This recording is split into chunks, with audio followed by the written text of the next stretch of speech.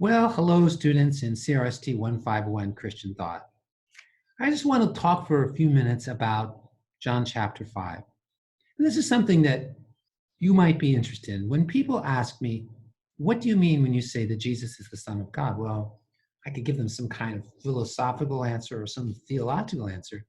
But the absolute best thing to do is hand them a Bible and say, read the Gospel of John chapter 5, which is your assignment.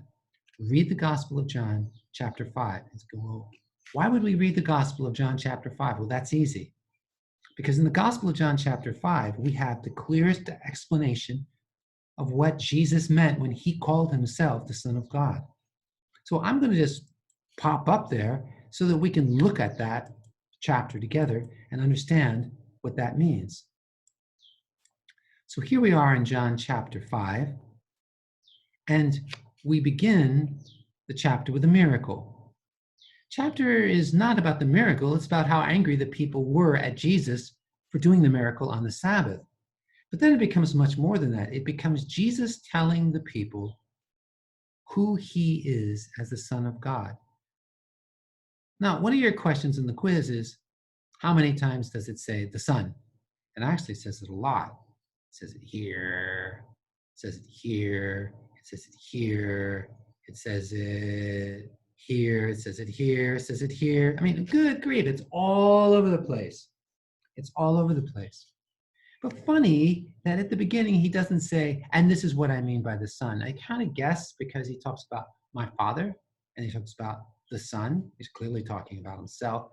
They know he's talking about himself because he says, my Father is working and I am also working. And he says, I assure you the Son is not able to do anything on his own. He's talking about himself. We already know that. But let's just get clear on it. We get down to verse 25, and it's just really interesting the way Jesus deals with this. I assure you, an hour is coming and is now here when the dead will hear the voice of the Son of God, and those who hear will live.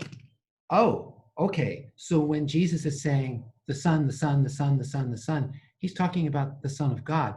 Had to be anyway, really, because he's talking about the Father, the Father, the Father, the Father, the Father.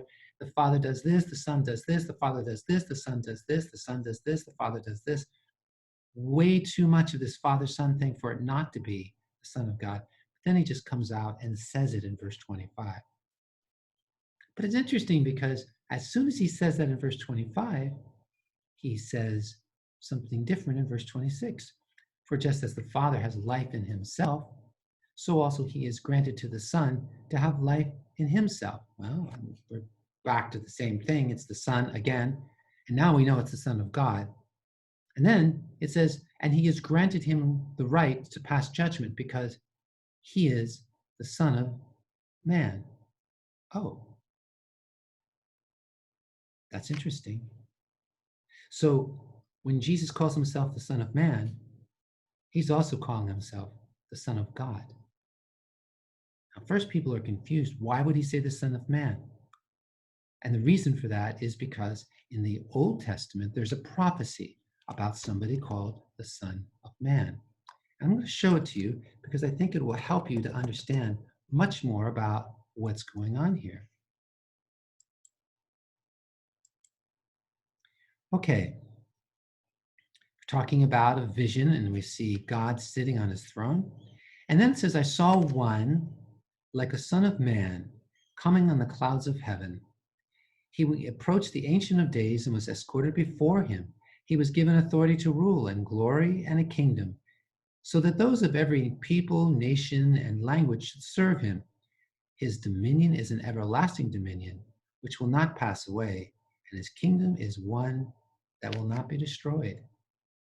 When Jesus calls himself the Son of Man, he's talking about himself as that Son of Man, not somebody who's meek and quiet. No, that's not what he's talking about. He's talking about the Son of Man that we see in the book of Daniel, chapter 7. I saw one like a son of man coming with the clouds of heaven. He approached the Ancient of Days and was escorted before him. He was given authority to rule in glory and kingdom, so that those of every people, nation, and language should serve him. His dominion, that means his kingdom, will be an everlasting dominion and will not pass away. His kingdom is one that will not be destroyed. That's what Jesus means when he calls himself the Son of Man. So now, when I go back to this passage, this surprising passage in John, it's not so surprising. He says, I assure you, an hour is coming and is now here when the dead will hear the voice of the Son of God, and those who hear will live. For just as the Father has life in himself, so also he has granted to the Son to have life in himself. And he has granted him the right to pass judgment because he is the Son of God.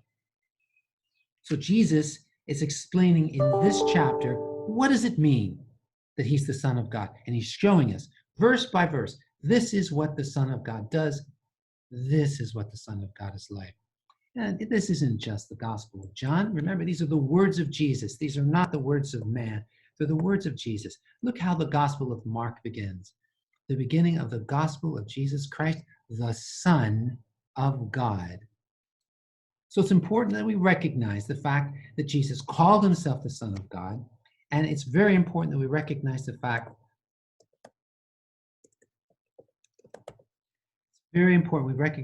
that this is not a small thing to Jesus, that this is who he really is. In John chapter 10, verse 36, he says, do you say you are blaspheming to the one the Father set apart and sent into the world because I said, I am the Son of God?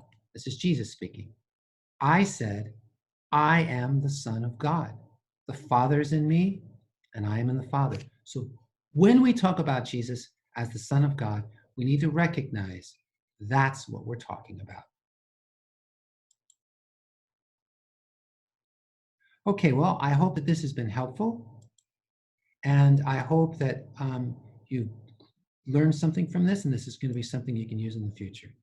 So you have a great day. And I miss you guys. I wanted so much to be together, but it ain't going to happen. The government has said no school until the 25th of July. Everything is going to be here. Okay, God bless you all. Go in peace.